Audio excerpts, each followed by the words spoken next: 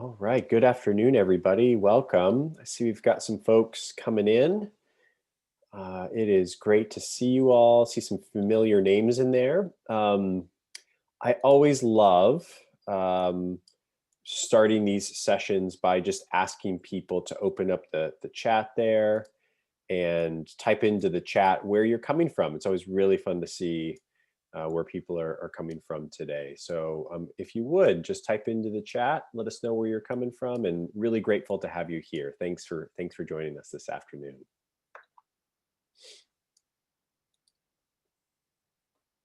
I've got some folks coming from Newark, New York City, New Jersey, Montclair, Hamilton, Central Jersey, West Orange, awesome, Jersey City, San Diego, very cool. All the way on the West Coast. I bet they're having some nicer weather than we are here.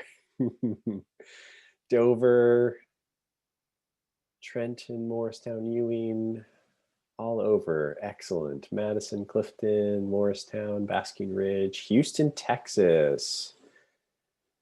Here folks are struggling with some power down there in Texas. Hopefully you're doing okay down there, Arlette. Thanks for joining us today. Union City, Sacramento, California, welcome, awesome. Jersey City, Brooklyn, New York. Welcome everybody, thanks so much for being here. Looks like we still have some more folks coming in. We're just gonna give it a couple minutes before we get started to give people some time to join the session, but thank you so much for being here.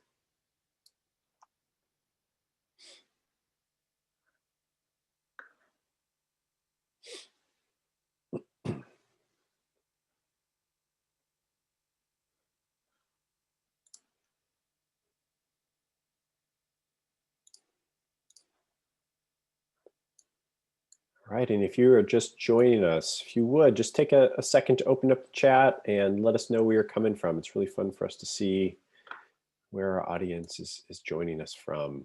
Thanks for being here. Just give it another minute or so before we get started.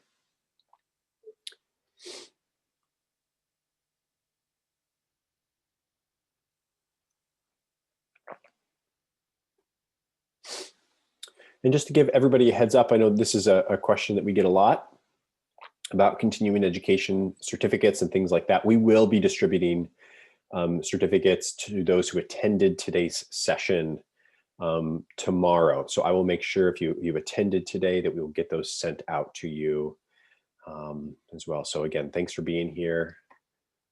So we got folks coming from Trenton, Hoboken, Livingston, all over New Jersey. This is great.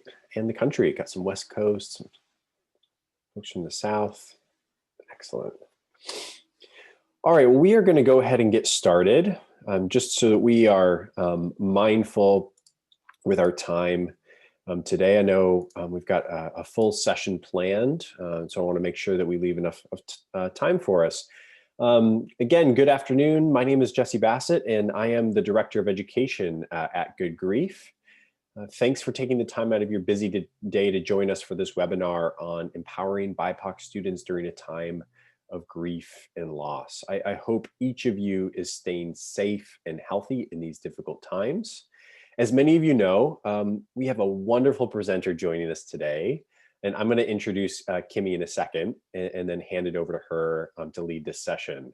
But before we do that, just a couple of things by way of introduction and logistics. For those who are new to Good Grief, and I hope many of you are already familiar with us, but if not, I just want to introduce you to who we are. We are a nonprofit organization that is based in New Jersey, whose mission is to build resilience in children, strengthen families, and empower communities to grow from loss and adversity. Good Grief was founded in 2004 in response to the dearth of resources in the state to support grieving children and their families. For most of the organization's history, we've been providing free and unlimited grief support programs to children starting as young as 3 years old through age 30 and their primary caregivers. In recent years, Good Grief has been expanding its programs into spaces like healthcare and schools, where we provide training, curriculum, and resources to build community resilience in the face of loss and adversity. That is what brought this webinar series about, really, is this work that we're doing in the community. We're now very active in places like schools, providing professional development programs and things like that to students and educators and parents throughout the state. And in fact, this program is really through our Good Grief Schools initiative. If you haven't heard of it, I encourage you to check out our website where you can find out some more information. But essentially through this program where we offer parent education, professional development, grief support group training, social emotional learning curriculum, we have partnered with over 130 schools throughout New Jersey, New York, Pennsylvania, to train folks to run programs to support grieving students and to build, again, collective resilience. So again, encourage you to check out our website. If you don't know where that website is, I will type it into the chat. It's good-grief.org. All right. Let me go ahead and move to introducing Kimme. So I'm so thrilled to be finally introducing Kimme Carlos to you today. Kimme and I have been planning this webinar for a long time now, and I'm just thrilled for Kimme to get to share her experience, expertise, and wisdom with this audience. Kimme is the founder and executive director of the Urban Mental Health Alliance, advocating for healthy minds in urban communities, CEO and founder of Kimme Carlos, motivational consulting, and co-founder and lead facilitator of Sister Wellness Retreats, healing spaces for Black women. Kimme is also a certified health and wellness coach with the Institute for Integrative Nutrition, a certified instructor for mental health first aid, and author of the published book, The Window of Grace, Living in Recovery Through Christian Faith. Kimme has been a member of several nonprofit boards, including Foundation Academies, Children Futures, and the Center for Family, Community, and Social Justice, and the National Alliance on Mental Illness of Mercer County, where she is also a certified facilitator for the nationally known program Family to Family. Kimme is a member of the vestry and chair of the Mental Harmony Ministry at Trinity Episcopal Cathedral, Trenton, and on anti-racism training with the Episcopal Diocese of New Jersey Anti-Racism Commission. She is a graduate of Regent University with a Bachelor of Arts in Religious Studies and a minor in psychology. As an advocate with lived experience, Kimme keynotes and facilitates on mental health, addiction and recovery, and wellness and self-care. She has received numerous awards for her nonprofit and volunteer work, including the YWCA Princeton 2020 Tribute to Women Award. Kimme is the proud daughter of Dr. John W. Carlos, 1968 Olympian and civil rights activist. Kimme has 2 children, 6 grandchildren, and lives in Pennsylvania. Kimme, thank you so much for being here, and I am going to hand it over to you. Thank you so much, Jesse. And what a treat to hear you read the entire biography. Usually people say, okay, I'm going to read the first 5 lines. And every time I listen to that, I think, wow, when do I have time to sleep? But these are all initiatives and endeavors and movements that are so close to my heart. So thank you for sharing that introduction. Thank you also so much for inviting me to speak, Jesse, and thank you to Good Grief for the opportunity to have this platform. I'm delighted to be here. As Jesse said, my name is Kimme. I am a mental health and wellness advocate and a social justice advocate and activist. That is what we do in the Carlos family. And I'm extremely passionate about mental health and wellness in Black and Brown communities because, as Jesse said, I'm a person with lived experience. This past November, I celebrated 18 years clean and sober. And it took me a lot of years to learn that my substance use disorder with alcoholism had everything to do with what happened to me as opposed to what was wrong with me. And when I came into early recovery, I learned how important mental and emotional wellness is. And I had to learn how to manage my post-traumatic stress disorder, social anxiety disorder, and chronic depression, all of which are outgrowths of some traumas that I experienced as a child. So it is always my blessing and my favor to be able to talk about mental health. And again, especially when I have the opportunity to talk about mental health in Black and Brown communities, because I believe that that is indeed a social justice issue in and of itself. Excited to see we have over 100 people in the room. And I was really tickled to see all the places across the country where we have participants joining us today. Again, thank you so much for being here. So I'm going to spend some time, probably a little less than an hour, and we're going to talk about empowering Black, Indigenous, people of color students in a time of grief and loss. And I know Good Grief talks a lot about grief in terms of death. And we're going to talk heavily about that, but I want to also talk about all the other areas that students of color experience loss that is often not recognized and not acknowledged. And Jesse, I'm going to thank you beforehand for being so kind as to advance my slides. So when you hear me barking, next slide, please forgive me. Okay, so we can move ahead. So I saw this pop up in the chat, and it usually does because Black, Indigenous, people of color is a very new term.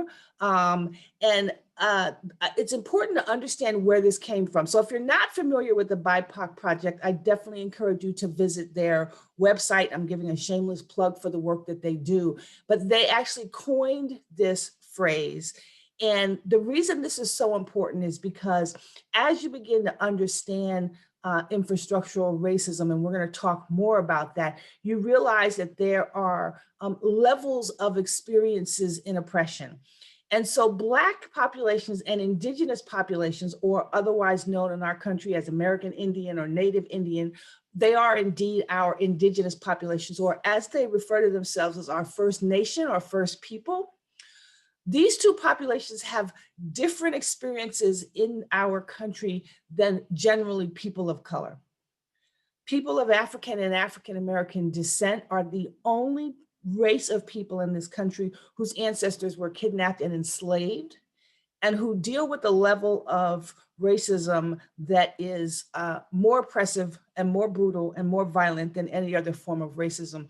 And that is what we call anti-Black racism. But even with all of that in the Constitution, African and African Americans were still considered at least a fraction of humans, right? Whereas our First Nation Indigenous people were not. In fact, they were not even written into the Constitution. And so they are survivors of literal genocide, where entire tribes and nations of people in this country were literally wiped out. And those who have survived are still living in extremely oppressive, violent, brutal environments. And so it's important to distinguish between Black and Indigenous outside of general people of color. And people of color, quote unquote, are literally anybody who's not white or of white European descent. If you've ever taken anti-racism training, you'll begin to understand that race and racism is simply a construct, right? And that we all have ethnicities, but unfortunately the construct of race has suppressed that. And so the best way for us to distinguish between our white populations and our populations of color is to look at the varying experiences of Black, Indigenous, and people of color. So that just gives you a little bit of background, because when we talk about people of color, it is not a monolith, and we want to make sure that we are paying homage and reverence to the various levels and cultures and ethnicities that go into, quote unquote, people of color. Next slide. So when we talk about Black, Indigenous, I'll say children of color for this presentation, this is what we're talking about. We're talking about children, right? These are American children that happen to be Black or Indigenous or children of color, but they are still children, right? They are still born into innocence. They still have hopes and dreams. Their brains and their little bodies are still developing. They still have needs that adults, parents, and caregivers need to provide for. They still have an entire future in front of them. However, often we look at Black, Indigenous, and children of color very differently than we look at white children. But the truth is, they are indeed still children. Next slide.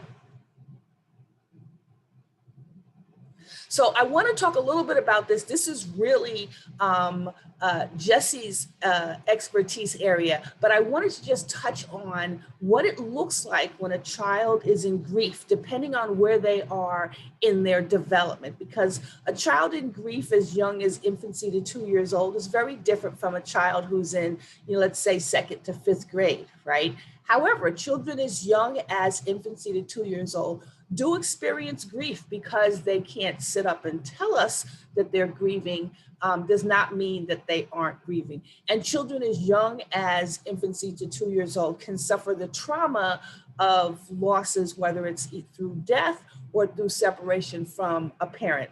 So it's important to recognize what the behaviors look like. So for our infants to 2 years old, we have a lot of regressive behaviors, fussiness, clinging.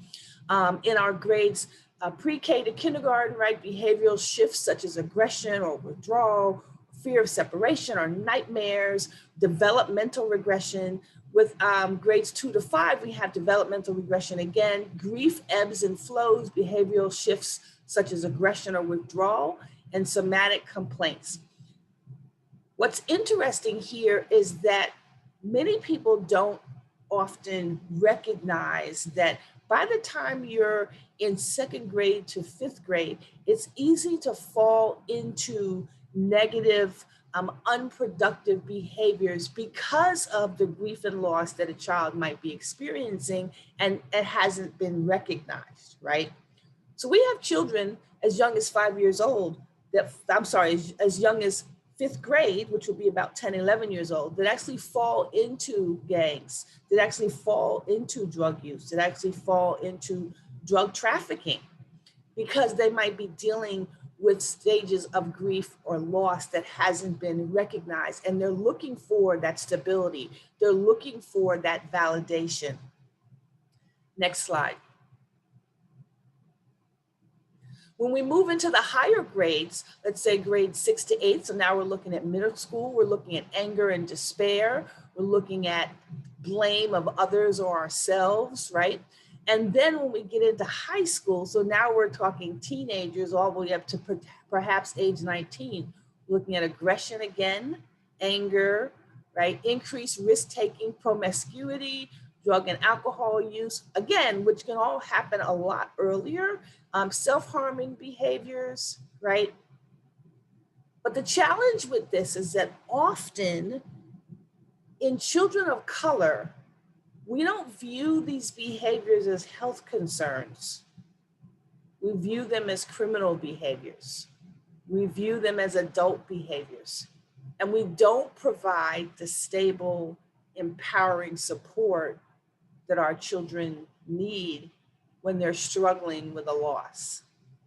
Next slide. So I want to talk a little bit about what that is. And in order to do that, I need to make sure that I establish a definition of racism.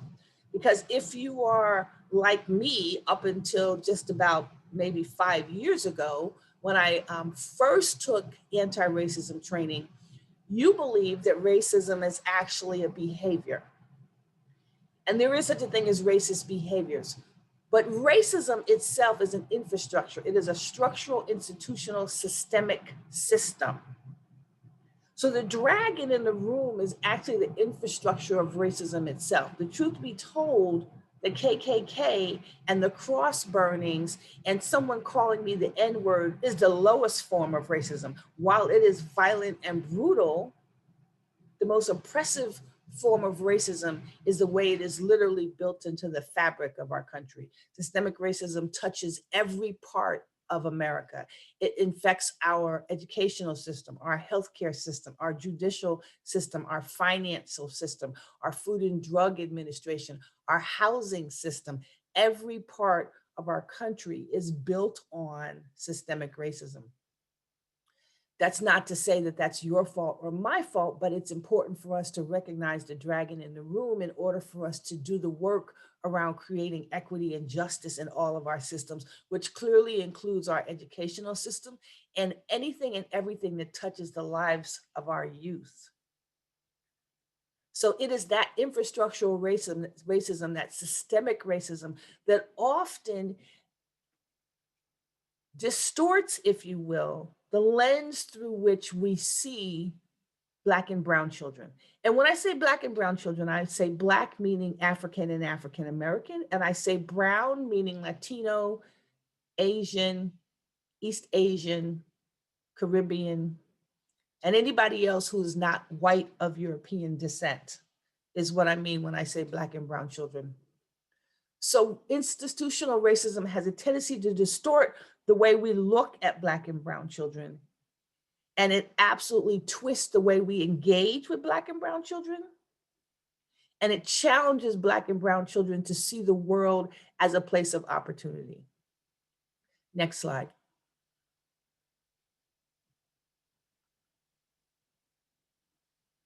So most educators are very familiar with adverse childhood experiences.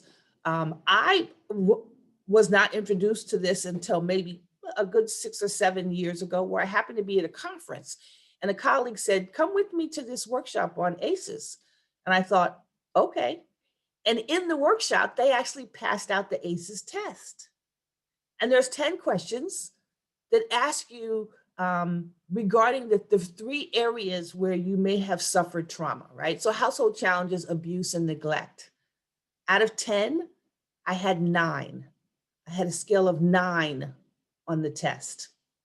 And I was actually quite stunned because as I was taking the test, memories were coming back that I had suppressed for a very long time. And there were traumas that I hadn't even remembered that I had until I took that test. And it drove home what I had already learned in early recovery, is that my challenges around substance use had everything to do with what had happened to me and nothing to do with what was wrong with me or my character or my skin color or my culture or my socioeconomics. So when we look at household challenges, we look at domestic violence and substance abuse and mental illness and parental separation and divorce and incarcerated parent, or abuse, emotional abuse, physical abuse, sexual abuse, neglect, emotional neglect, physical neglect. These are all traumas for any child from age 0 all the way up to age 30, as Jesse said. However, when you are in impoverished, generationally impoverished, oppressed communities and families, these abuses are much higher. And the outgrowth of these abuses are 3 times the level of lung disease and adult smoking, 14 times the number of suicide attempts, 4.5 times more likely to develop depression, 2.5 times the level of liver disease due to alcoholism, 4.5 as likely to have begun intercourse by age 15, which means young promiscuity, and 11 times the level of intravenous drug use. And all of these behaviors are born out of trauma, not for a lack of character or a lack of will, but because as human beings, this is how we respond when we are traumatized and we feel hopeless or helpless, and we don't have the necessary resources and supports in the community. 1/8 of the population have more than 4 ACEs.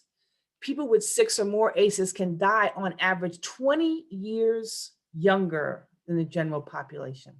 And when you look at the chart at the bottom regarding the lifespan, adverse childhood experiences grows into disrupted neural development, social, emotional, and cognitive impairment, adoption of health risk behaviors, disease, disability, social problems, and early death.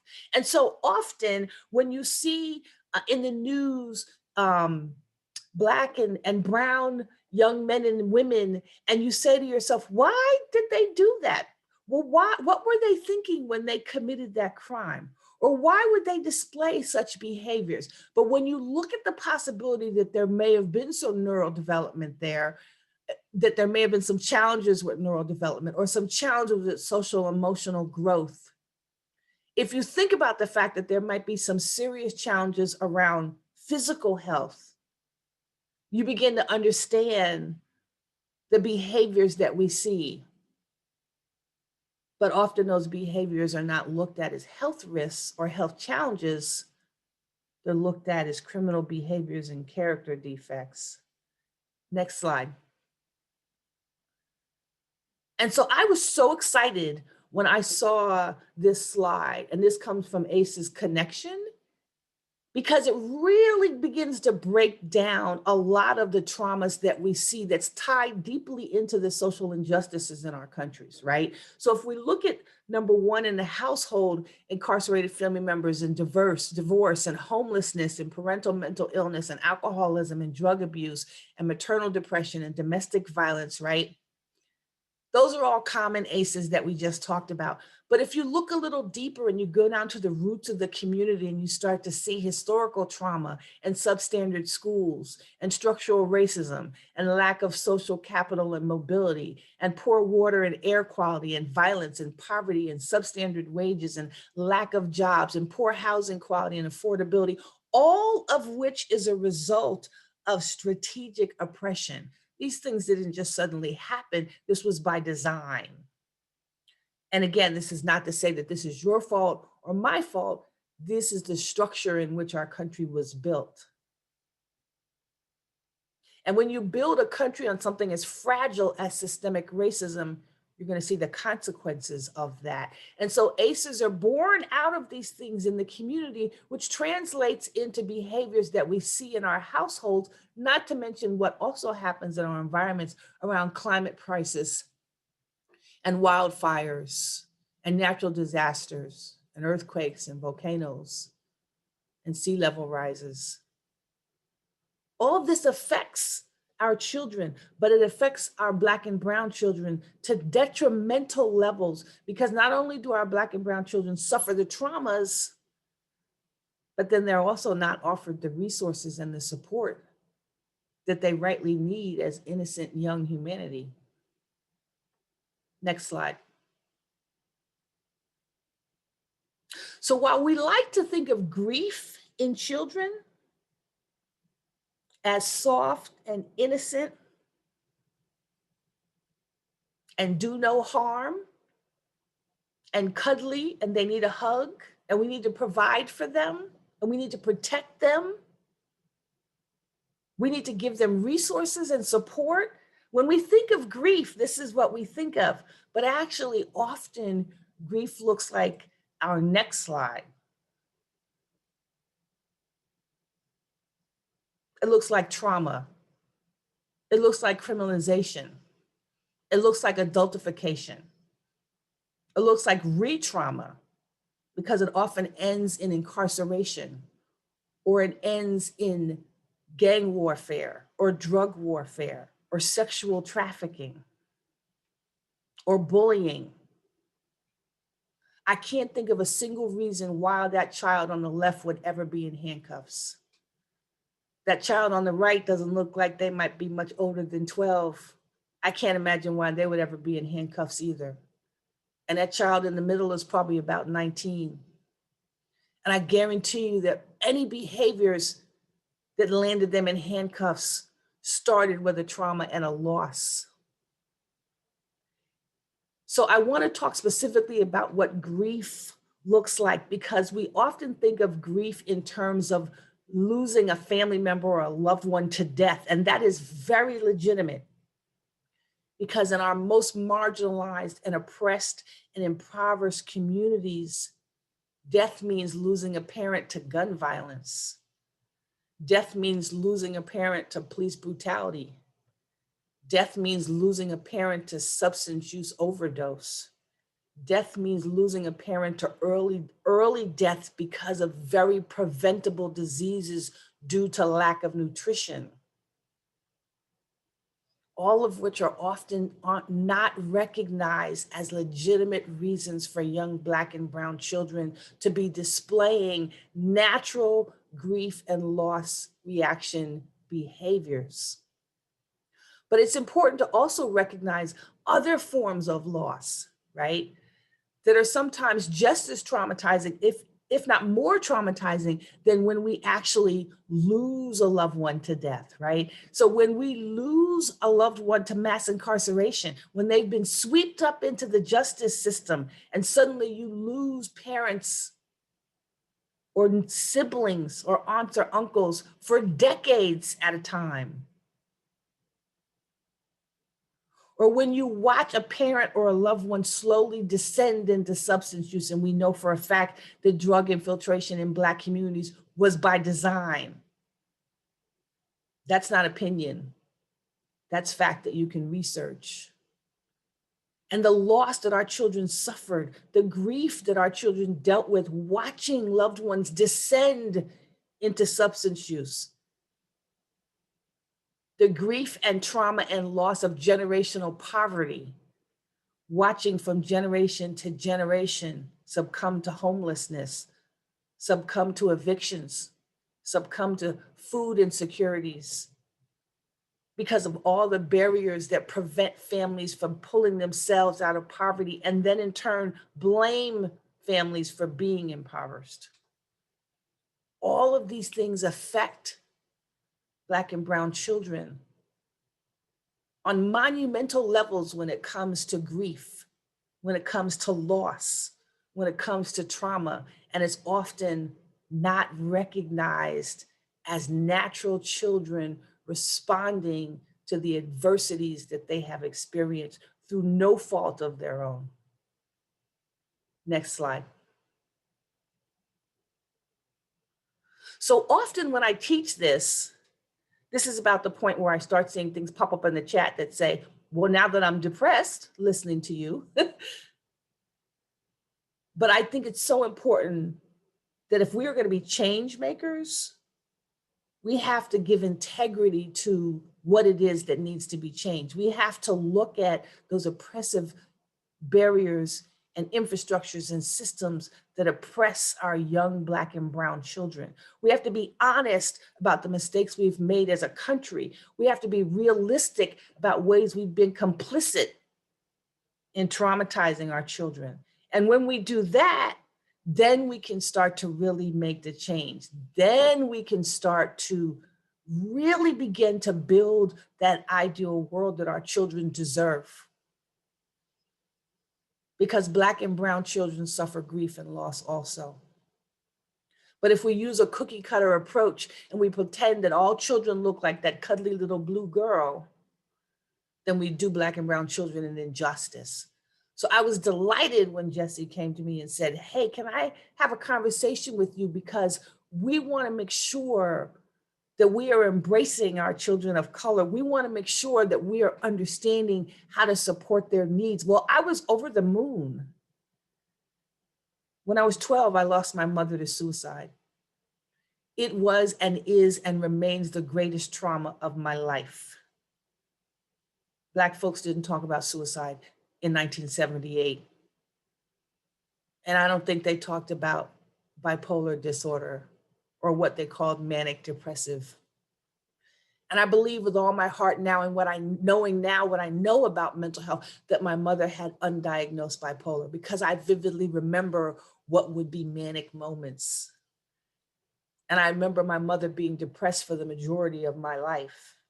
And one day she was there, the next day she wasn't. And I realize now that my father and all of my mother's siblings and my grandparents who were still alive back then were so traumatized and so grief-stricken by my mother's sudden death that they literally did not have the emotional bandwidth to deal with two little children who had just lost their mother to suicide. So nobody sat down and explained to me and my 7-year-old brother what suicide was. Nobody was able to address the deep sense of grief that we were in.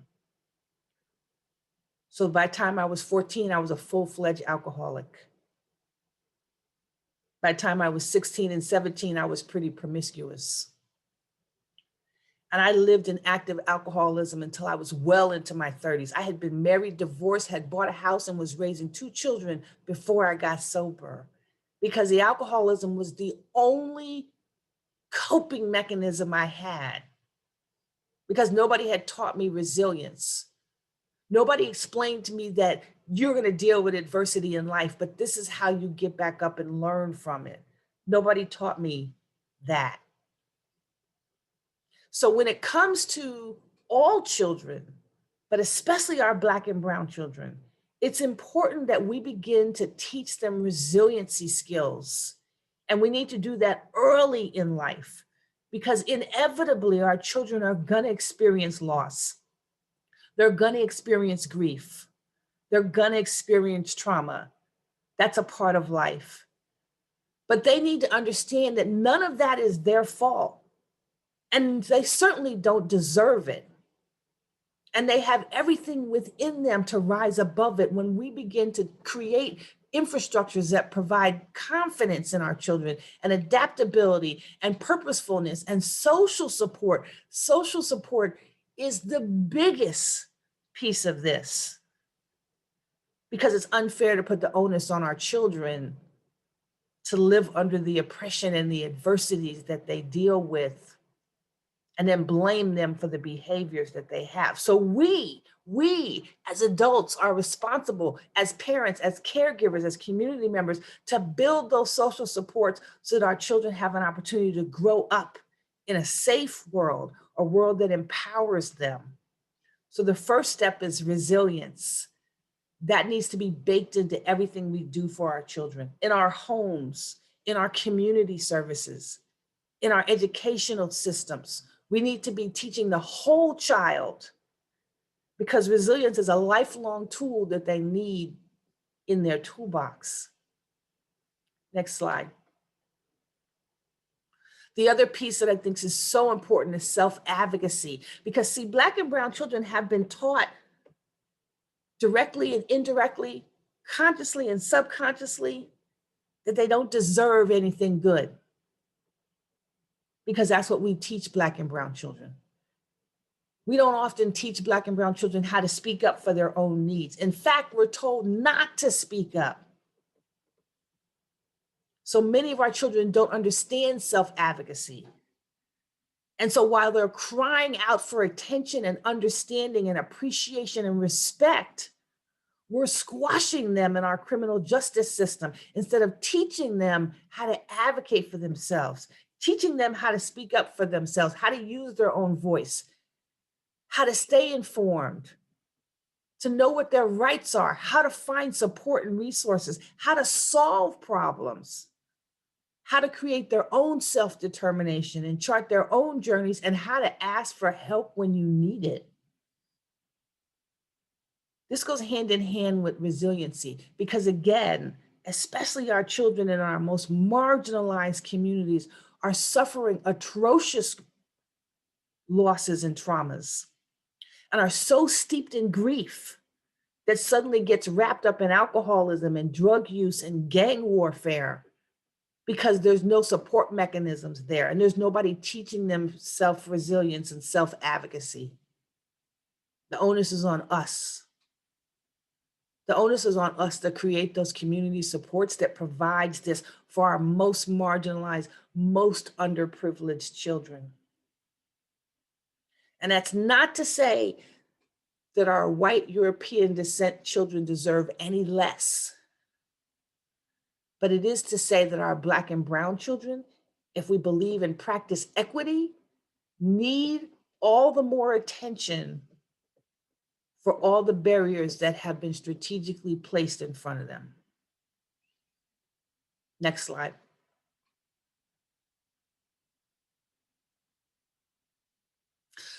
So we want to create life-affirming frameworks. And how do we as a community of change makers create life-affirming change frameworks? Life-affirming meaning indicating life value, positive and optimistic quality of life frameworks, meaning structures that support not just all our youth, but more specifically our Black and brown urban youth. How do we do that? How do we create life-affirming frameworks? Next slide. Well, not everybody likes this phrase, but I firmly believe in this phrase. We do need to be culturally competent, and I want to be able to explain that. People of color have had to understand white culture simply for self-preservation. We had to understand what the inflection of a voice means to keep ourselves safe. We had to know what we could and could not do so we didn't get murdered for stepping out of line. So we didn't get sent back to our country. So we didn't have our children ripped away from us and our property burned to the ground. So we really understand white culture very well. But white culture often doesn't understand other cultures without a real effort to do so.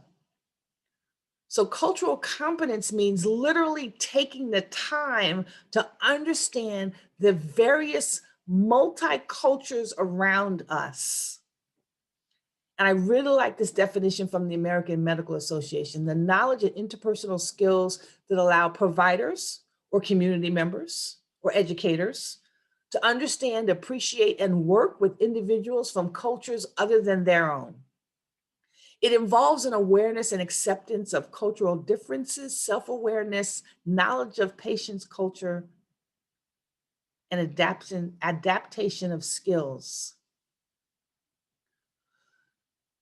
So I come from a family of many LGBTQ, many. And in my family, it was never questioned or judged. And so I grew up believing that it was just as natural for a man and a woman to marry and fall in love as it was for two women and two men. And it wasn't until I got to be an adult that I found that there was actually some challenges with this, right? And the LGBTQ culture was not a culture that I deeply understood or engaged with, because when I saw my aunts or my uncles with their significant others, it was just normal to me, right? But when I began to realize that there was a lot of inequity and there was a lot of brutal violence and oppression around our queer LGBTQ communities, I had to be quiet and listen. I had to learn from my family members what it meant to be LGBTQ, because I had the privilege of marrying who I fell in love with. I fell in love with a Black man, and no one ever told me that I couldn't marry a Black man. Nobody said you can't marry him. So I had to recognize my privilege, and I had to become competent in understanding the LGBTQ culture before I could support them and empower them and help to amplify their voices.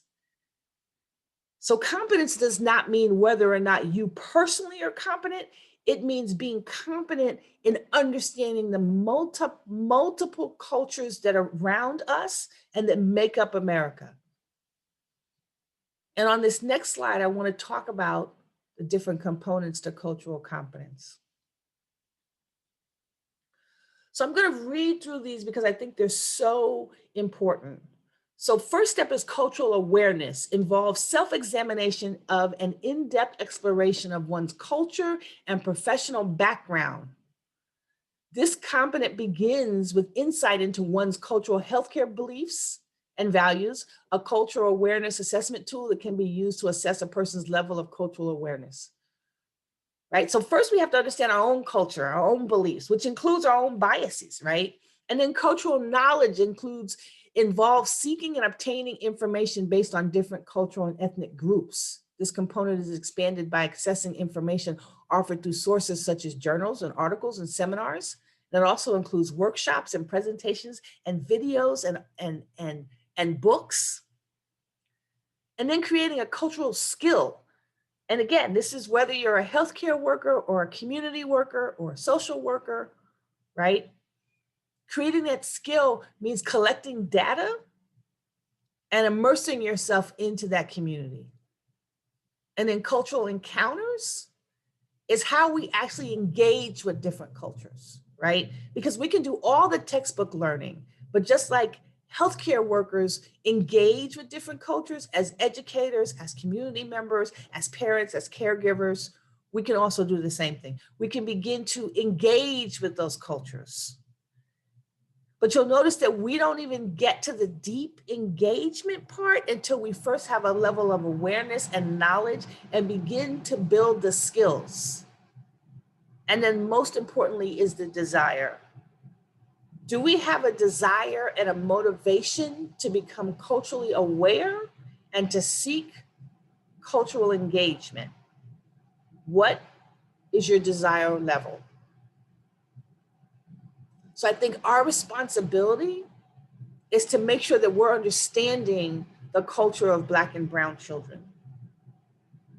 And that culture means their faith, their socioeconomics, their community. How does that infuse the lens in which we see Black and brown children? Because once we begin to understand the culture, once we become culturally competent, then we no longer see little Black and brown children as adults. We no longer see little Black boys as threats. We no longer see little Black girls as promiscuous.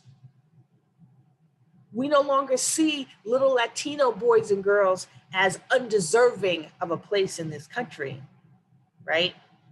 Once we begin to become competent in understanding cultures, then we begin to appreciate the full humanity of our children. We begin to recognize the innocence in our children.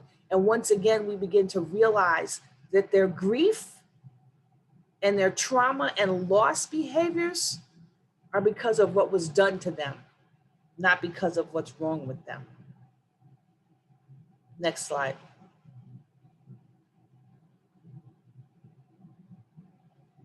Ismail Ba was a child soldier in Sierra Leone. He's an author, and I love his quote. He says, "Children have the resilience to outlive their sufferings if given a chance." If we give our children a chance to be children and we give them the tools and resources that they need to grow and flourish, if we empower them by respecting and acknowledging and recognizing their humanity, and if we understand that their grief and their loss brings about behaviors that all children are entitled to have, then we begin to make a difference. Then we begin to lean towards equity. Then we create a better world that our Black, Indigenous, children of color deserve. Thank you.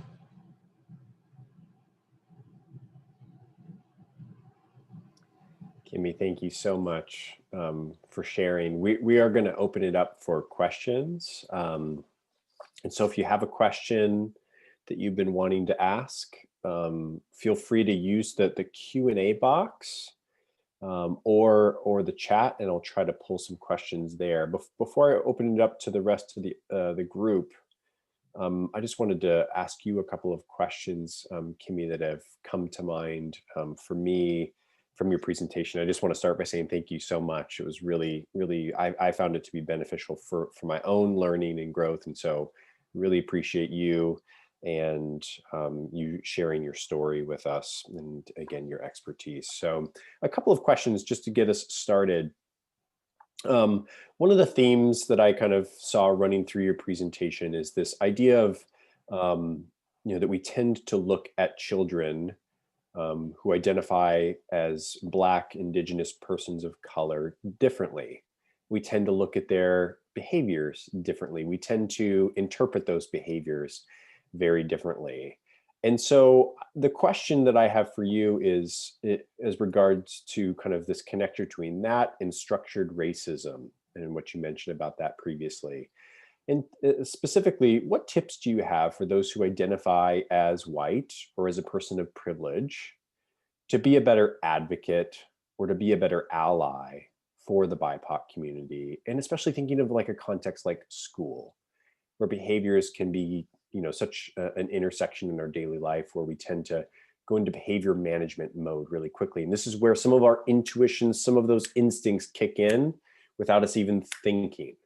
So I'm just wondering, what tips would you have for folks to begin to kind of reshape that a little bit, to not only change their own lenses, but also their environments, and be advocates and be better advocates and allies? Yes, excellent question to start out with. And I get this question with pretty much every training that I do. So I have a little bit of a fan base that kind of follows me around, and they often say, "You always give the same answers." Yes, because I think the same truths need to be repeated. So I deeply believe in equity in education, and I'm new to this. I am very new to equity in education and really understanding, how we level the playing field through providing fair and just education to all of our children, right? Without distinguishing by zip code or socioeconomics or skin color or ethnicity or faith for that reason. Um, and so in doing this work, there's a couple of things that I found that's really important.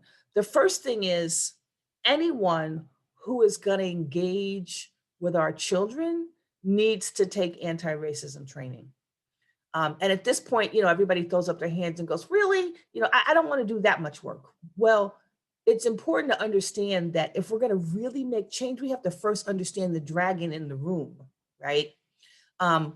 Because there is no equity without realizing the history of how our country has been built, number one, and also recognizing our own biases, right? And so folks of color and white folks alike have been taught to recognize behaviors in young Black children, especially young Black boys, as criminal disruptive behaviors, right?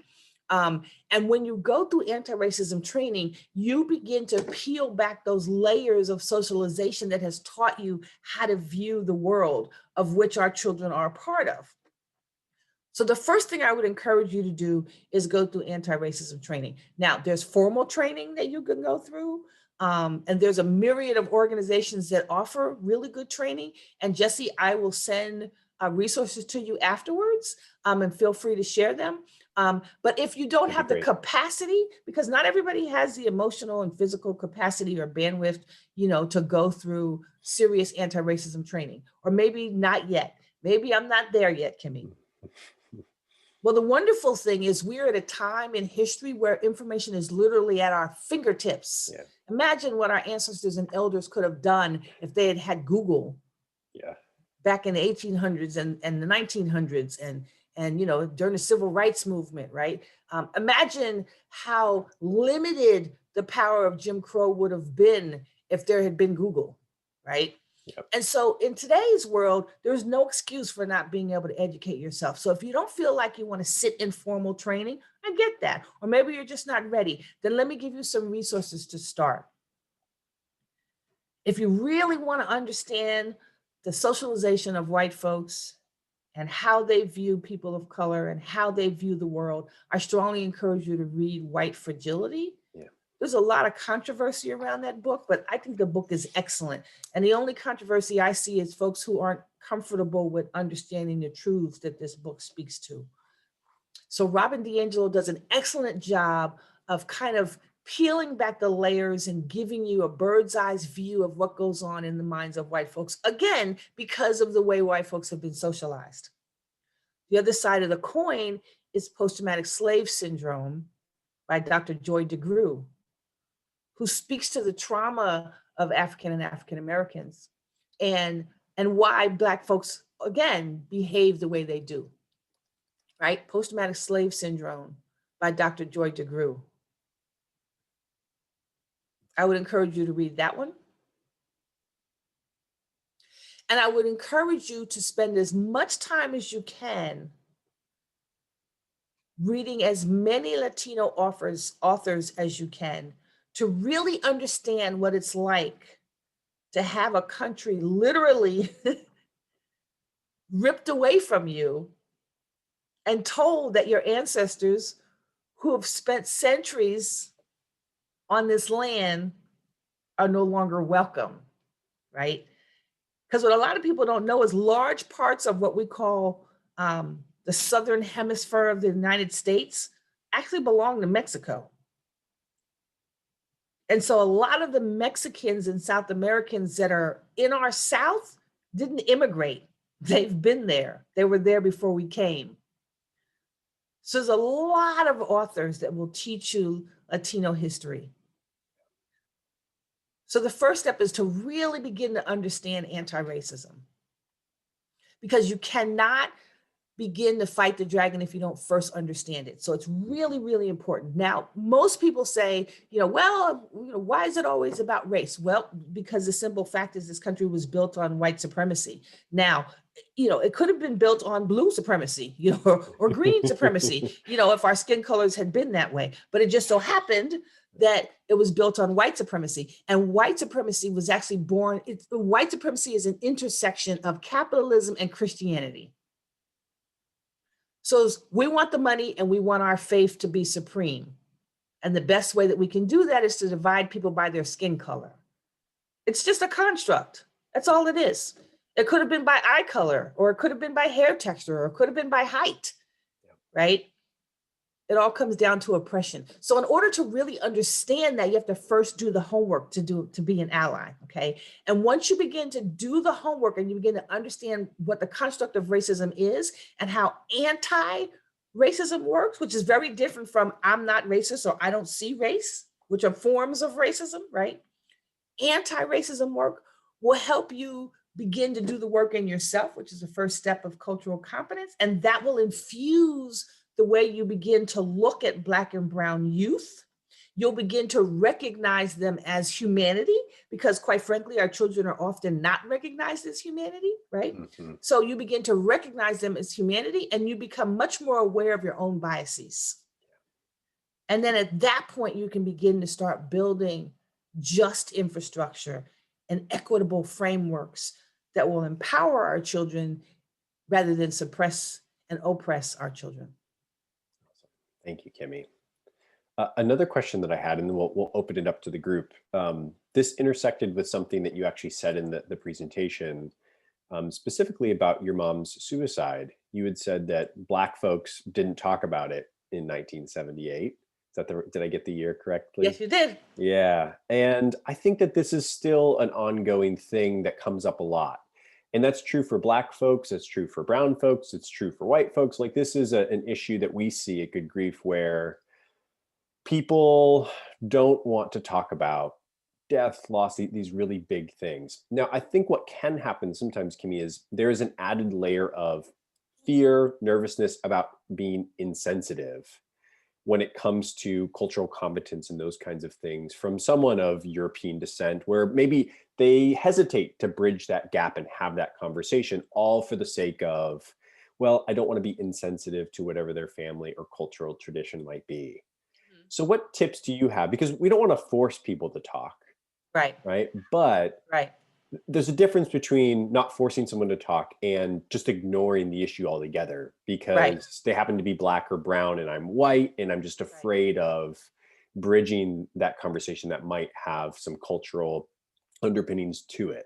Right. And so what tips would you have for people to kind of bridge that gap, all with the lens of we're here, especially there are a lot of social workers, counselors, those kinds of folks on a Zoom like this that want to be supportive, want to be helpful, but maybe have that layer of fear or nervousness that they're just not quite sure how to bridge that dialogue. What tips would you have around that? That's a really important question. I'm so glad you asked that, because you're right. Oftentimes we are scared to death that we're going to offend somebody or say the wrong thing, right? I mean, I'll be honest with you, everything that I learned about our Indigenous First Nation people, I was so embarrassed and humiliated that I didn't understand the brutality with which we as a country took this land from our Indigenous people, right? And I was so heartbroken for it.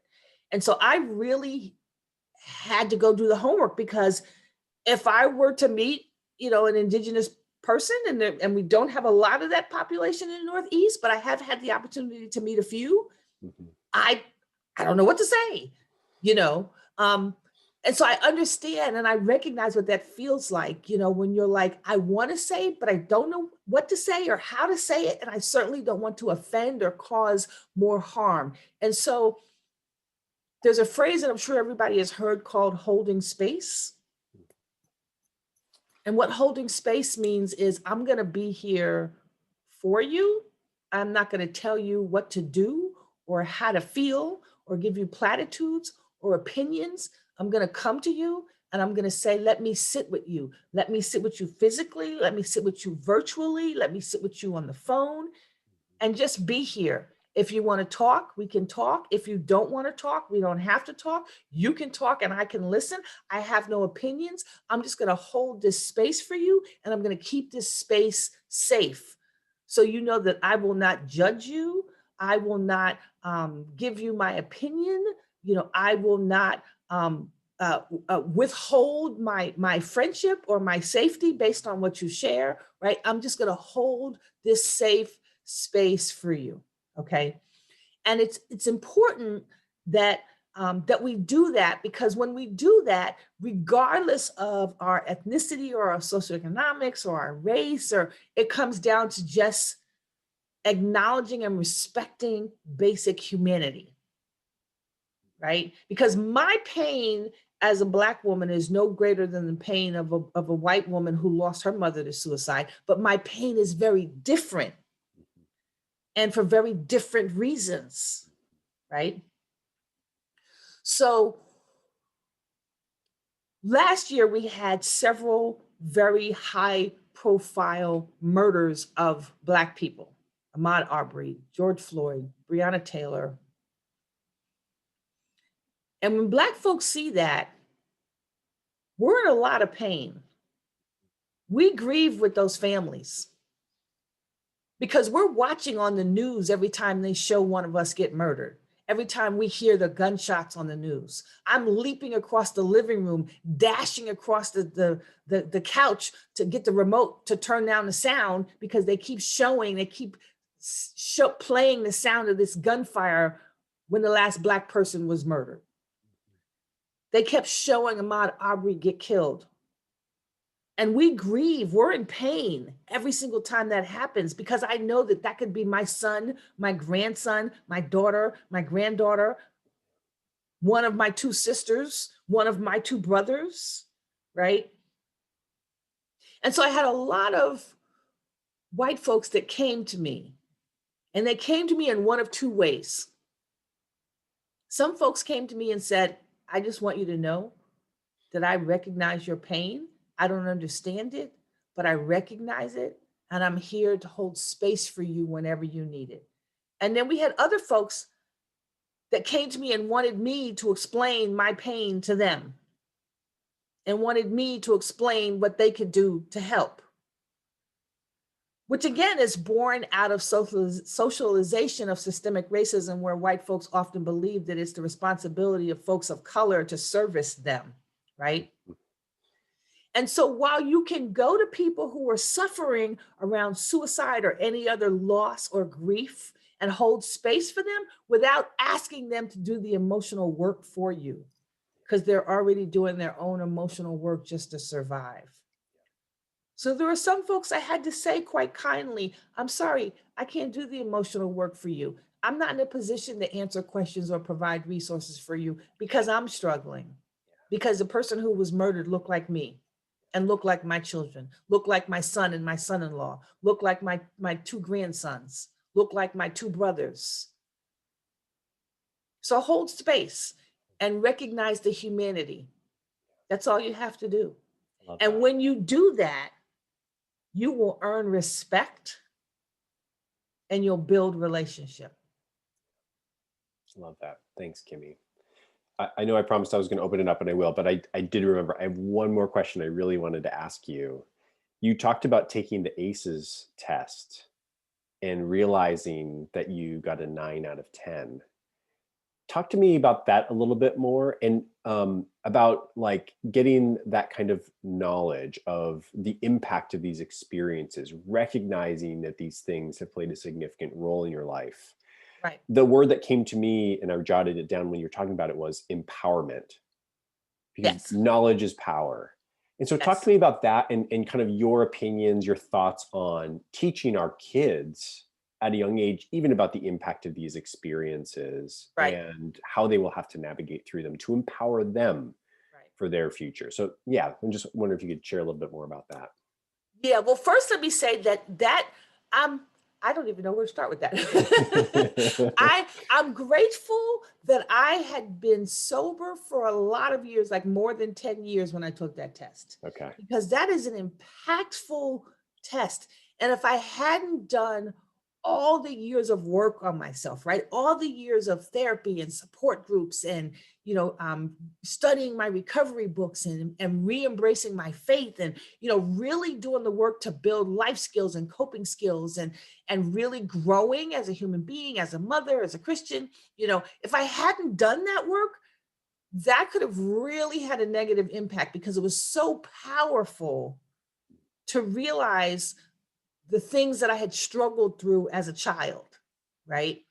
And and the empowerment came in understanding my own resilience.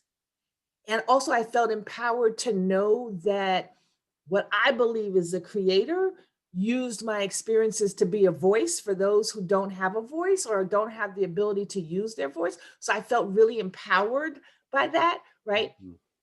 But the ACEs test is a powerful test. Yeah. It really is. And so I think we have to be careful with how we use it. And we have to make sure that we're really teaching people what ACEs is, right? And so, um, oh my God, I'm embarrassed that the book has completely slipped my mind. Oh my goodness. When I send the resources, I On was, ACEs, yes. is it The Body Keeps the Score? The Body Keeps the Score is very good. No, but this Okay. is the new Surgeon General in California. Oh, Nadine Burke Oh, I'm so embarrassed Harris's that I can't. book. It's Nadine Burke Harris, The Yes, Deepest thank you. Well. Yeah, Yes, really good thank you. one. Thank you. Thank you very much. Put that in the chat for me, Jesse, so Yeah, it looks folks like know. Sheila and Melissa are ahead of us. Thank you. The Yes, Deepest thank you. Well. Thank you. Yes, The Deepest Well. Thank you so much. And that book literally sits on my nightstand. Yeah, And I she's got a haven't read it great TED finished for a Talk minute. too. I'd highly Yes, recommend. You can search her. Yep. Dr. Nadine Burke is brilliant. I mean, just she's brilliant. And so if you really want to understand ACEs, start with that book. And then just go to, the national website for adverse childhood experiences, and you'll begin to learn so much about what ACEs really is and how it affects children, the detrimental effect that it has on children, right? And so I never imagined back then, 5, 6, 7 years ago, when I took the test, that I would become so impassioned about, equity in education. But I realized, in the last 3 or 4 years that I've, been doing work with advocacy and youth, is that even in spite of all those adversities, in spite of all those traumas, our children can be so resilient if they have the resources that they need. And the greatest tool is teaching our children what resilience is, because resilience is like a muscle, right? Mhm. And we have to continue to build that with life coping skills, right? Yep. And so with our children, and I'm sure you already know this, Jesse, one of the greatest resilience factors is just having one adult, Yeah. that's your safe person. Yeah. That trusts you and respects you and empowers you and inspires you and uplifts you, appreciates you, understands you, makes time for you, holds space for you. Just one adult increases the resilience factor in a child. Yeah. Imagine if we had a whole community of those one adults that supported our children, regardless of their race or zip code or socioeconomics or skin color or ethnicity or faith, right? Or neighborhood, right? Imagine if we did that. So while ACEs can be quite overwhelming, it goes back to what I believe is that we cannot address the issues without first addressing where they're coming from, which is why I love that slide that shows the roots of the tree, because it's easy to say, what's wrong with Latino households? What's wrong with Black households? Well, if you're not looking at all those underground social injustices, then you're not understanding what's wrong with those households. Because the truth is, it's what happened to those households, right? I hope that answers the question. Excellent. Thank you. Yeah. And let's go ahead and open it up to our audience here to see what questions we have. I've seen a couple of questions come in. The first, Kimme, is, do you have any comments or suggestions for how to approach working with BIPOC children who have lost those to COVID, especially when our typical customs around death are not occurring as they would in normal times? Yes, and that I actually have a webinar that I've been doing for a year now. It's hard to believe it's been a whole year, called Self-Care and Mindfulness in a Time of Crisis. And it talks about the disparities, right, in Black and brown communities when it comes to COVID, because we know that the majority of our service workers, or what we call now essential workers, are Black and brown folks, right? Which means they're on the front lines and they're much more susceptible to getting sick and to dying. And so there are lots of little Black and brown children who have suffered great losses in the past year. And I won't get into the politics of how unnecessary that has been. So again, I think it's really important to first respect that family or that community or that circle that has suffered that loss. You hold space by saying, I'm here, tell me how I can support you. Because often we mean very well when we come in and say, let me do this for you, or this is what I can offer you, or this is how I can support you. But people are their own best experts of their lived experience. And so when you come into any community, Black, Indigenous, people of color, white folks, any community that's suffering, that's in pain, whether it's a family or a neighborhood or a whole community, you want to first ask them, what do you need? How can I support? Right? And they will tell you. We cross barriers when we make assumptions and we decide what they need and we decide what's best for them and we decide what expert skills we can bring in. And we disrespect communities and cultures when we do that because we assume that we know them better than they know themselves. Yeah. So it's important that you first hold space and don't be afraid to ask, how can I support you? What do you need? Yeah. What do you need that I can either provide for you or find some way to get the support that you need, right? And don't take it personally when people say, I don't need anything, because nobody's obligated to trust you, right? That might mean don't need anything from you right now. Exactly. And we have to be okay with that. And we have to be okay with that. Yeah. We have to absolutely be okay with that and say, okay, is there anybody that I can direct you to or introduce you to, or, or should I come back later? Should I check in later? Tell me what you need, right? And most people, that's all they want. They want their humanity to be recognized. Yeah. There was a question, Kimme, in the chat earlier that I just pulled out. Interesting question that was put in here that this individual said they learned that somewhere around 70%, I don't know if this statistic is right or not, of social workers are white. Can you offer some comments on how Black, Indigenous persons of color view therapy given this? Wow, that's a huge question. So I don't know the statistics around the number of social workers, so I'm going to take your word for that. But I will tell you that Black and brown therapists are what we call unicorns. Because no matter how many there are, it's not enough, right? And the more faces of color we see in the counseling and therapy world, the more we will begin to normalize it, right? But Black and brown folks are not monoliths. And so we can't assume that how one Black or brown person feels about therapy is different from how it feels for other people. But I will tell you from my experience as a Black woman is that the fear and the distrust around therapy goes back to the history that this country has in not respecting and in fact brutalizing Black humanity in the medical field. And therapy is right up there with that, right? Yeah. So a lot of people don't know that gynecology was built on the bodies of Black women.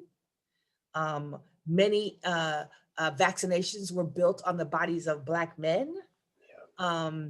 And so we have a tendency in many Black homes and families to say what happens in our home stays in our home for a matter of protection, because we don't know,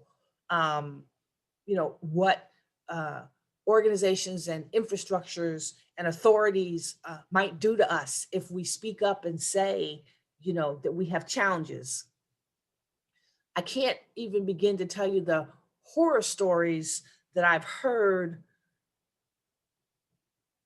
people share with me when I was doing the advocacy work in mental health in Trenton.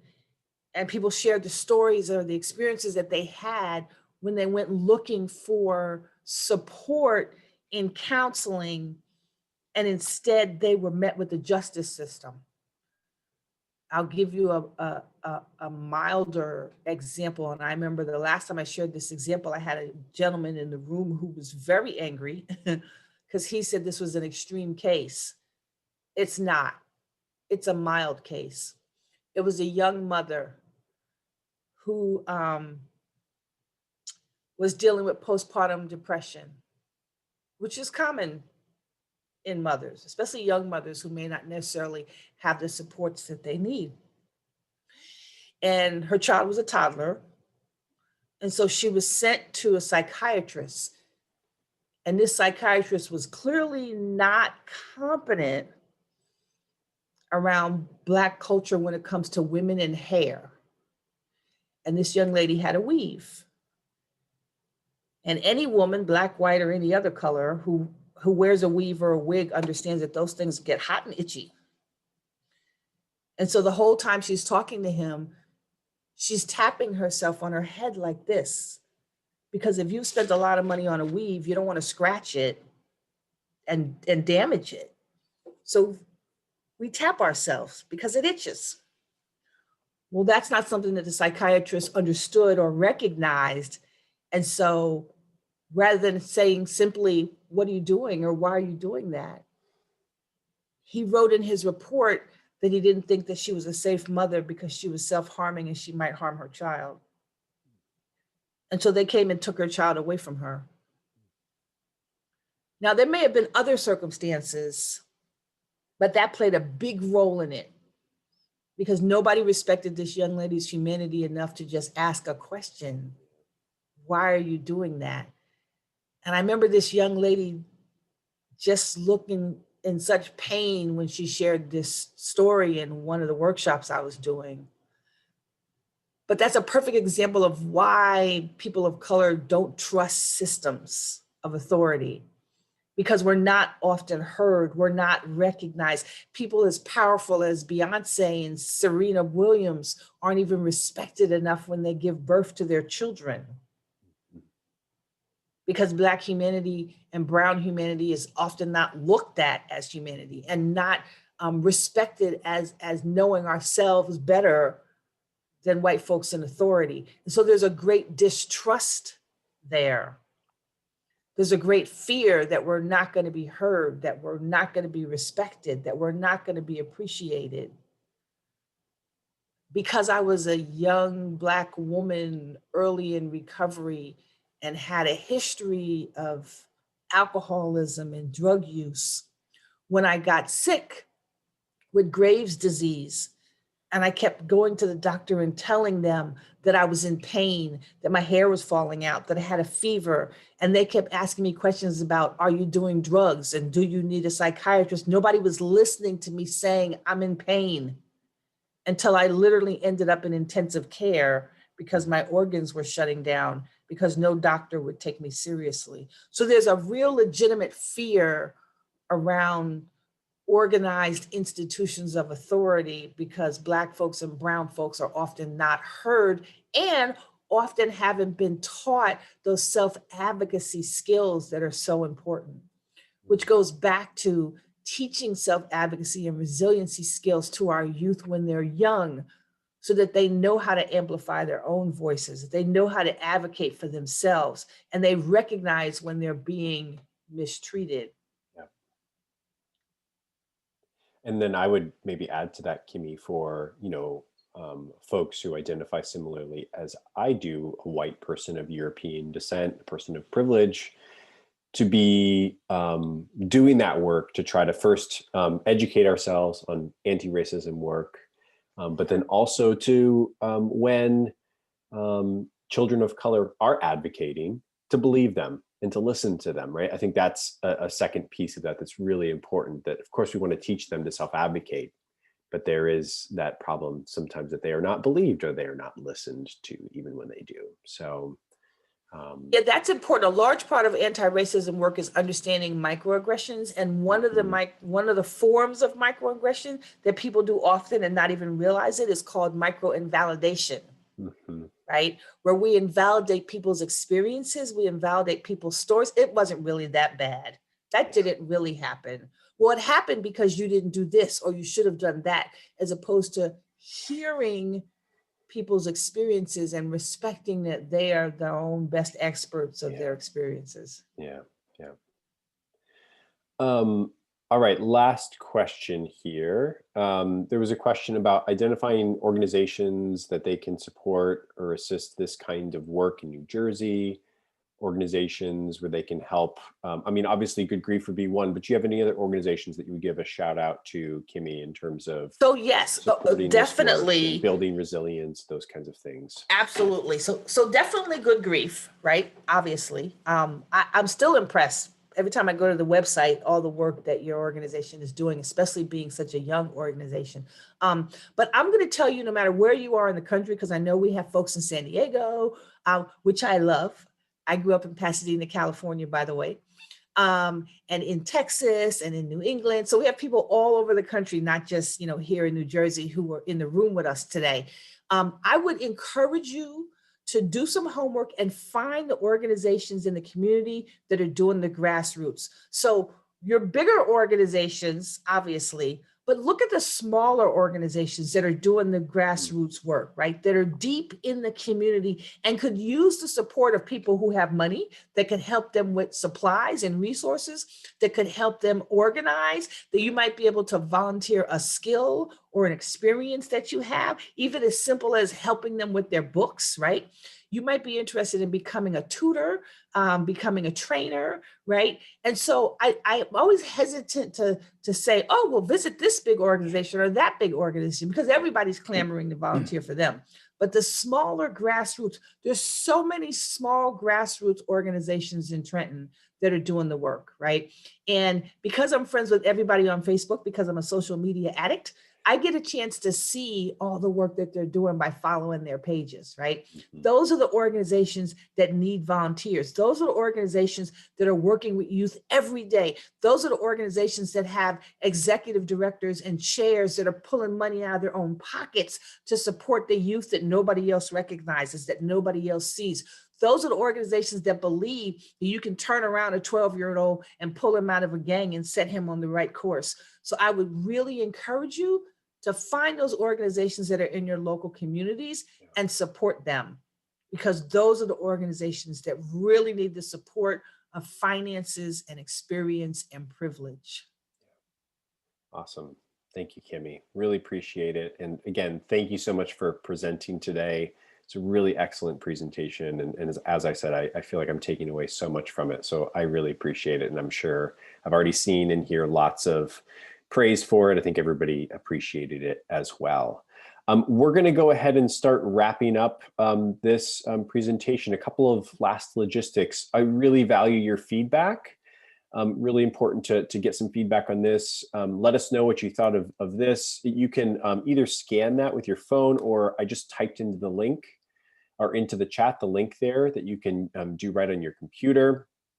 Please give us your feedback. Let us know what you thought. Share any suggestions on future topics that you'd like us to cover in these webinars, because we're going to keep sharing them.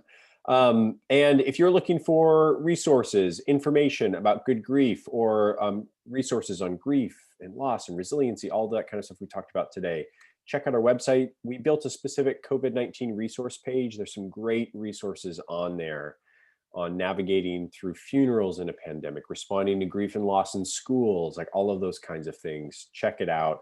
There's even some parent webinars and things like that that you can distribute to your parents, where they can teach their kids important resiliency skills at home. We've got some great activities and webinars on there. Last couple of things here before you go. We have some additional webinars coming up. All these webinars will be free. Our next one is on March 3rd. That one's just going to be a Good Grief Schools info session. So if you're interested in learning about the work we're doing, join us for that session, completely free. Come ask your questions. We'll give you an overview of what that program is all about. And then on March 18th, We have one on being present, mindfulness practices with children. That one's going to be with Dr. Trevor Booser, who's a local professor, school counselor, really excellent educator. And so I'm excited for him to be able to present. We're going to keep rolling out webinars through this whole spring every single month. We're planning on doing about 10 or so webinars over the course of this whole year. So stay in touch with us and join us at those feature sessions. We would love to see you there. And last but not least, there were some questions about webinar recordings. We are going to post this to our YouTube page by the end of the week. You can find it there. And please, you can check out our YouTube page, the channel. I just put the link in the chat, but I'll make sure that that link goes out to everybody following the session with the continuing education credits, all of those kinds of things that will come out afterward. I'll throw that all in there, and other links to books and things like that we mentioned. We'll share those as well. All right. Again, Kimme, thank you so much. Really appreciate you, and thank you to everybody who joined us and took the time out of your busy days to be here. Really, really appreciate it. I hope you all continue to stay safe and healthy, and we'll see you soon. Thank you, Jesse. Thank you, everyone.